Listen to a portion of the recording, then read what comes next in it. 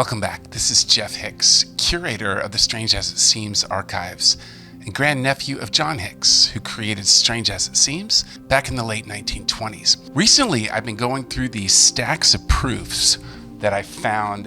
They were really in the back of the file cabinets that kept all of the proofs by subject. There were folders for, as we've done recently, weightlifters and ice skaters and all of that. But there was just these random groups of proofs that were kind of sitting in the back of the file cabinets. And I started just tackling those, scanning them in and looking through them. And I realized this was all from the year 1960, which is really the last year that my grandma Elsie Hix was really doing Strange As It Seems full-time, before she passed the comic strip on to my father, Ernest Hix Jr., and he and my mom, Phyllis, really ran it through the 1960s until it kind of ran out. All the syndications ran out in 1970. So 1960 was a big year, and before I took all of these back and put them back into the vaults and grabbed more files of subjects and titles of upcoming episodes soon to come, I thought I would look through these and really just pull out a few of the most amazing stories still from 1960 that were really kind of the greatest hits of the Strange As It Seems comic strip. But kind of a fascinating story about George Washington and his spurning by three women who he proposed in marriage. And as I was digging through most of this information as well, I came across really some other fascinating stories about George Washington.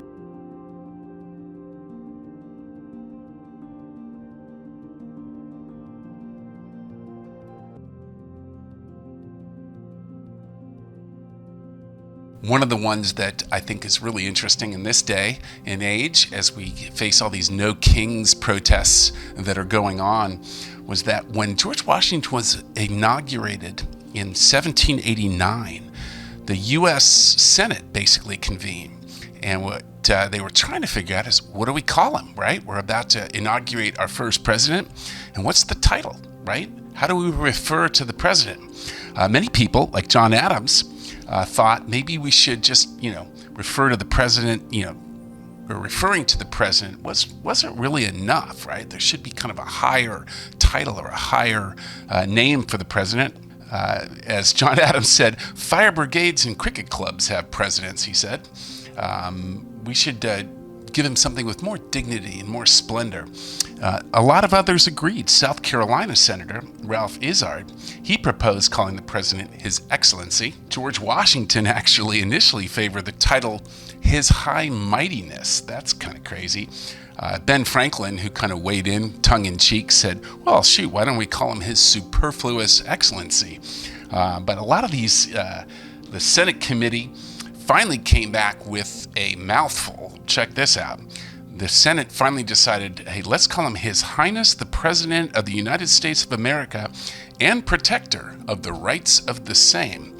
Can you imagine calling him that every time? Not everyone thought that the president should have a fancy title. In fact, House of Representatives, who was really from the common people of the United States, they didn't even bother considering it, right? So in the end, the Senate declared that while it would be proper to annex a respectable title to the office, it decided to drop the idea to keep and preserve harmony with the House of Representatives. And for Washington and every other future president since, Mr. President was the title that would have to suffice. Which actually brings me to one of the most amazing facts that John Hix used to talk about when he was taking Strange As It Seems around the country and getting different publications to carry the comic strip. One of the amazing facts that he used to take with him as he took Strange As It Seems around was that George Washington was not the first president. Crazy. At the end of this episode, I'll show you the proof. As I continue digging into these amazing facts and interesting things about George Washington, I came across, looks like a copy for a radio show. I haven't seen this one yet, but it was called The Penknife That Made History. Apparently there was a radio show. This looks like a sample script. If I find the radio show, I'll definitely grab it and upload it, as I've been doing. Check out, by the way, in the Strange As It Seems archives below, lots of the old radio shows. As I come across them, I upload those, and I'll see if I can find this one. But it looks like a kind of an interesting episode about how George Washington when he was actually an Englishman. He was born an Englishman, which is kind of crazy. But it looks like his mom gave him a penknife that actually inspired him to join the Navy, which is kind of how he got his military background. Pretty interesting story here. This looks like a first draft, lots of edits and handwriting through. So again, I'll try to find that. But another story about George Washington that was in the archives here that I found quite fascinating was really about a custody battle that really determined the fate of our nation, as it turns out. An interesting story about George Washington. It was the story of George Gale. George Gale married a widow from Virginia and brought her back home to London, along with 3 children from her previous marriage. But the happy life that they were hoping for didn't happen, as Mildred Gale unfortunately died in childbirth. But her will had directed her new husband, George Gale, to raise his stepchildren and bequeathed them money to do so. Those 2 boys, Lawrence and Augustine, he then took back to England, and he put them in an English boarding school, and he applied for legal custody. Well, the boys were well on their way to becoming proper Englishmen, and then until the family of Mildred's first husband back in Virginia decided to dispute her will and fight for custody of the boys. So a custody battle took place for a while. It took years to sort it all out, but eventually the court ruled that the children should return to Virginia and be raised by relatives there. Really had a dramatic effect on American history because the name of Mildred's first husband was Lawrence Washington.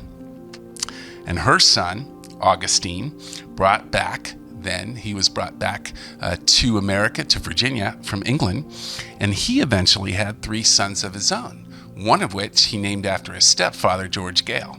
And that is how George Washington became a Virginian and an American. Strange as it seems, had he not won that custody battle, George Washington might have ended up fighting on the side of the English in the Revolutionary War. Strange as it seems. And another really interesting adjacent story that I found as I was digging through these archives of George Washington was the story of the War of Jenkins' Ear. This is pretty fascinating, but no war in history has a more striking title probably than the War of Jenkins' Ear. So here's how the story goes, and this is how it ties interestingly to George Washington. But Robert Jenkins was a British sea captain, and his ship basically had been boarded by the Spanish Coast Guard in the Caribbean. And according to Jenkins, the Spanish captain tied him up, cut off his ear with a sword. He was so angry that he brought his severed ear to Parliament, and the Prime Minister then declared war on Spain. And actually things were a little more complicated than that, but Jenkins didn't exhibit his ear to Parliament until actually 7 years after he said it was cut off. Critics claimed that he had lost it in a bar fight, and that the whole thing was just a political stunt designed to force the war that the Prime Minister really didn't want. Fascinating. But whatever the truth, England was engaged and the war was on. So the British hero of this war was an Admiral Edward Vernon. Interestingly enough, today we remember him less for his exploits maybe than what he inspired. One of the officers was a young colonial who owned a farm in Virginia called the Linnell Hunting Plantation. This is Lawrence Washington. He was so impressed with this superior officer that he renamed the farm in Vernon's honor. So when Lawrence died a few years later, his younger brother, George, inherited the place. And so it is that America's most famous patriot came to live in a mansion named after a revered British war hero, Mount Vernon, America's only monument to the War of Jenkins' Ear. Strange as it seems. So back to the fact that I presented in the beginning of the episode, that George Washington was not, in fact, our first president. He may have been the father of our country, but he actually wasn't our first president. How so? Well, he was actually the first president elected under the Constitution when he took office in 1789, interestingly enough. But the United States had already come together as a nation several years before the Constitution was enacted. So in 1781, when the last of the 13 colonies ratified the Articles of Confederation, the new country was actually brought into being back in 1781. And shortly thereafter, Congress, by a unanimous vote, made a man by the name of John Hanson the first man elected to a full term as President of the United States. His full title was actually President of the United States in Congress assembled. But while he didn't have all the powers of the modern chief executive, powers which are being taken quite to an extreme today, but he was really the only president that we had at the time. Congress voted to provide him with a house, with servants, and he ruled that he takes precedence of all and every person in the United States. Interestingly enough, Hanson served for only a year and been largely forgotten since. But at the time, one of his colleagues wrote a letter to him that said, "I congratulate Your Excellency on your appointment to fill the most important seat in the United States." And the letter was signed by none other than George Washington. Strange as it seems.